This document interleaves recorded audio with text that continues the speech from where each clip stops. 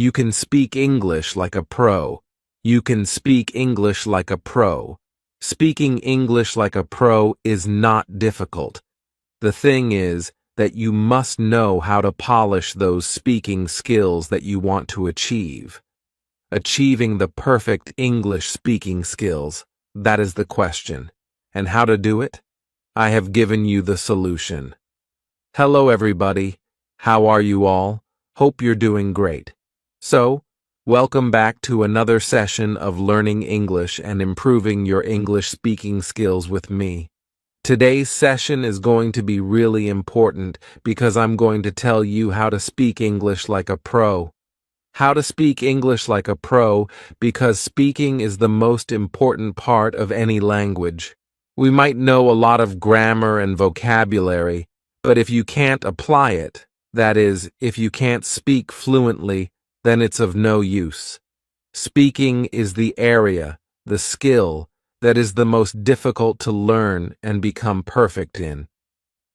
A lot of people face a lot of problems in speaking English fluently, getting that fluent factor, that X factor, while speaking English. And today, I am going to tell you how to do that. So, are you all ready for this? And before beginning, please subscribe to the channel so that you can get all the lessons that I post for you on this channel. Please like the video and share it with your friends too. Now, coming back to today's lesson, which is how to speak English like a pro. Speaking English like a pro. Now, speaking is very important, as we have discussed. Speaking is being able to speak English without any fear of making mistakes, without hesitating, and being able to speak English effortlessly. To be able to speak English whenever you want, in any situation, with confidence. That is the English we want to speak. A lot of times, what people say is that they know grammar. For example, they are really good with tenses. If it's about written English, their tenses are perfect. But as soon as they start speaking English, the sentence structures begin to distort, and unconsciously, subconsciously, they use the wrong tense.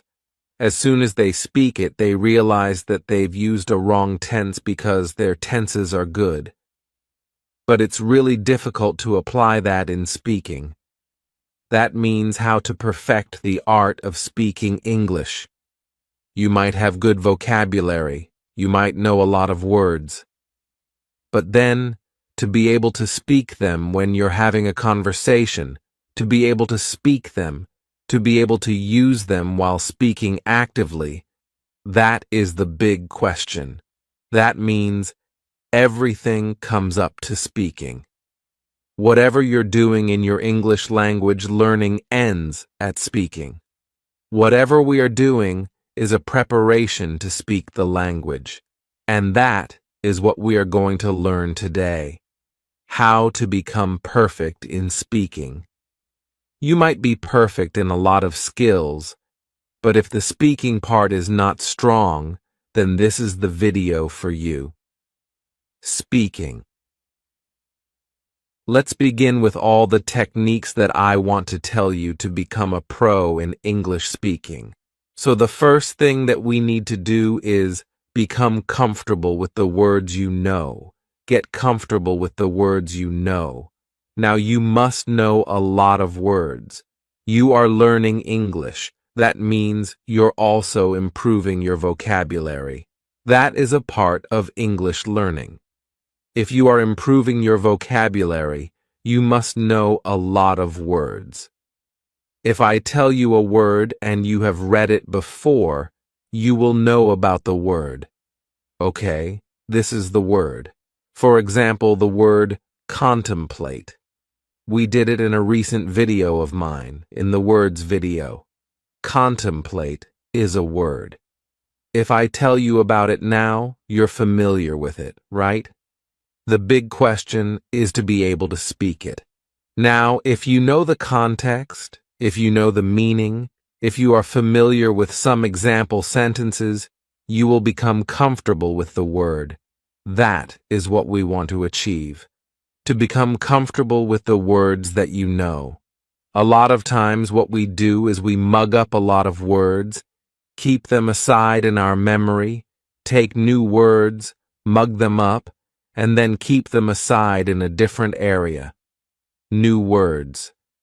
We do it a lot, again and again, with the same set of words, with different sets of words. What we are not doing is to be able to use them. It's not about storing lots of words in your memory. It's about being able to use them in speaking.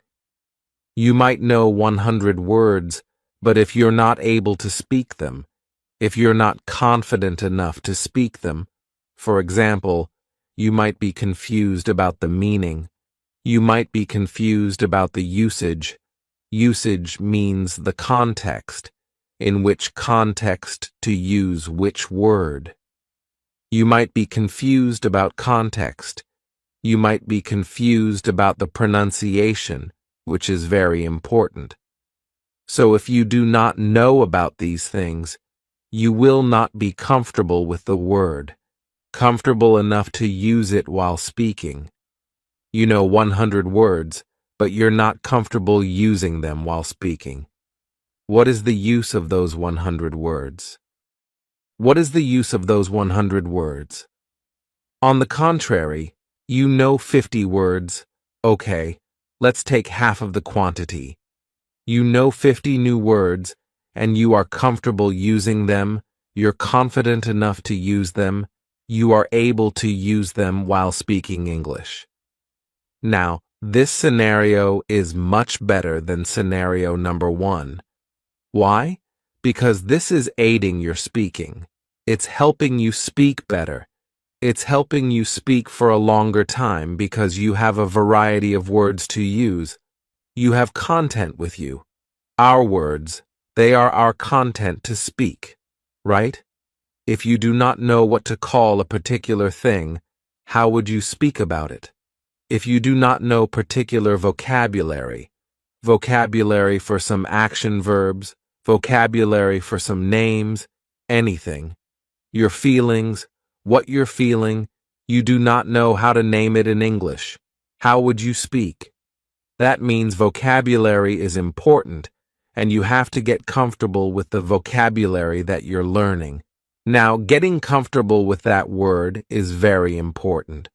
So you must know the meaning, you must know the context, which is very important. You must know the context, the correct pronunciation, and some example sentences that you have spoken out loud. So take up the word. Speak it 3 times at least. When you learn a word, speak it out loud 3 times, 4 times. Take up the example sentences, speak them out loud, okay? Out loud. So speak them out and practice. This will help you become comfortable with that word. This will help you develop a memory of that word, how to speak it, your muscle memory, your mind memory, right? So this is very important. This will become an active part of your memory, active vocabulary. So get comfortable with the words that you know, and you'll see a huge difference in the way you speak English. Now, number 2. Number 2 is, don't just practice speak. Do not just practice speak. Speaking is very important. Now, I'm saying, don't just practice speak. Well, I'm talking about your speaking practice. Do not just do your speaking practice, but actually speak English in a real-life situation. That is very important. A lot of times, people do lots and lots of speaking practice. They are doing it, but then they are not applying it anywhere in the real-life situation. They are hesitant. See, you have to take that first step. I know it's going to be difficult. It will not be easy. You might have second thoughts. You might think, okay, let me get a little bit better. Let me do some more practice, and then I'll try speaking English in the real-life world. This doesn't work like that. You have to go out and speak. That is the thing. You're doing your speaking practice. That is like a test drive. You are learning how to drive, right? You're learning everything, learning how to drive, and then you are in this particular driving school. You are in this field where you are free to do whatever you want, practicing. You have done everything. Now, when the first time you're going to go onto that road, this is the real life situation. You have different feelings.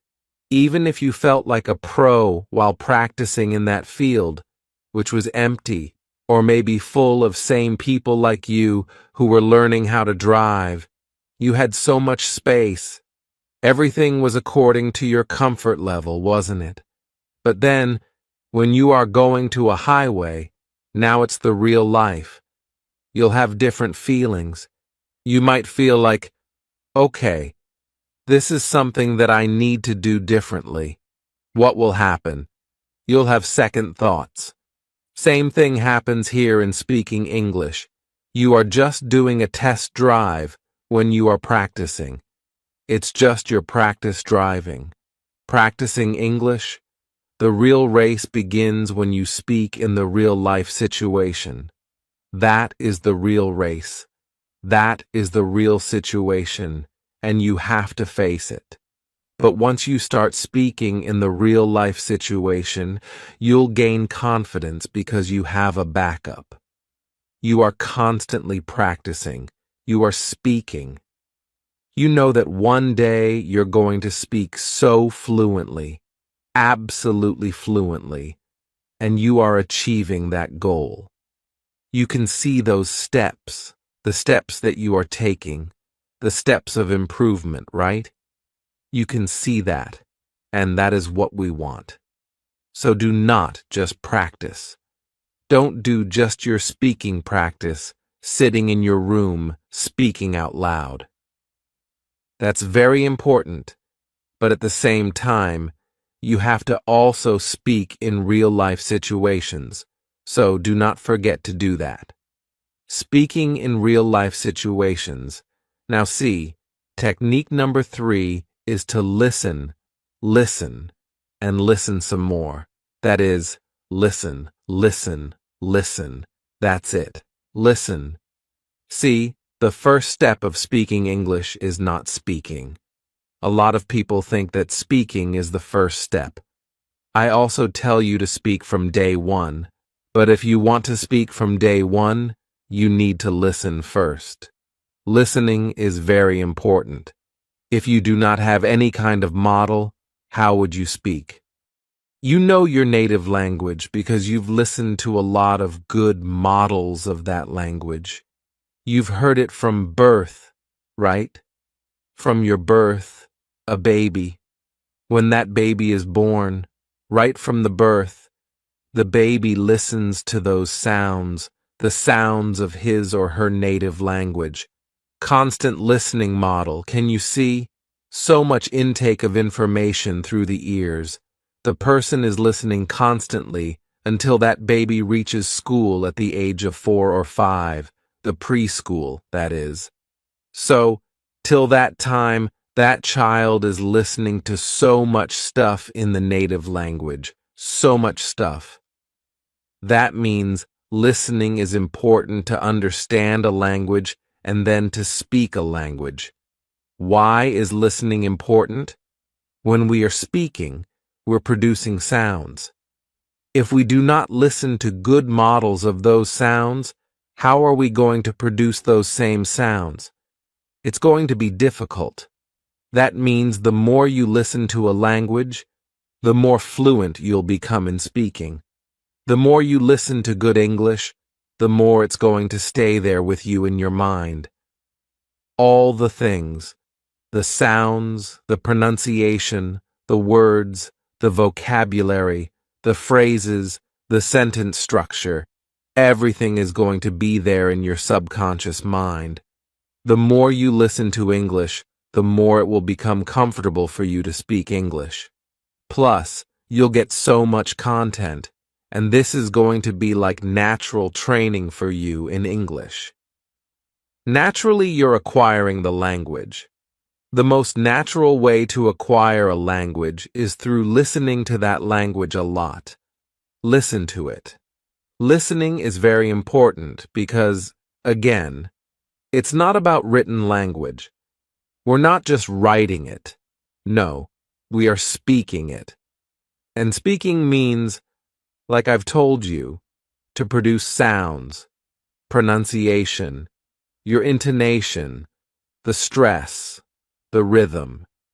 Everything matters a lot, and that particular thing comes from listening to a language. The more you listen, the more you are able to understand the language, the pronunciation, everything. Your brain automatically tells you that you have to speak now. You've listened to so much. You have gained so much input. Now it's time for the output. So you have to gain input through listening a lot. Listening is very important because it's about speaking. We're right now talking about speaking. You have good grammar. You might have so many words with you. You might have learned a lot of vocabulary. You know about grammar. You have read a lot of things. Everything has been done. Now, this is the time to polish the speaking skill, because all of the other skills are now there with you. But this skill, the skill that is an art, is still left to be polished. And for this, you have to listen. Listen to good English. Listen to good models of English. You can listen to either a professional who speaks English, or you can listen to any native person who speaks English. That means you can listen to a lot of English interviews if they are a good source of English. If the person is absolutely fluent in English, you can listen to them. If a person is a professional, that's the work of that person, to speak in English. You can listen to that person. If you are watching a movie in English, obviously there are native people in there, the actors and actresses and all that. So yes, that is a good model of English for you. Listening to songs, that's a good model of English for you.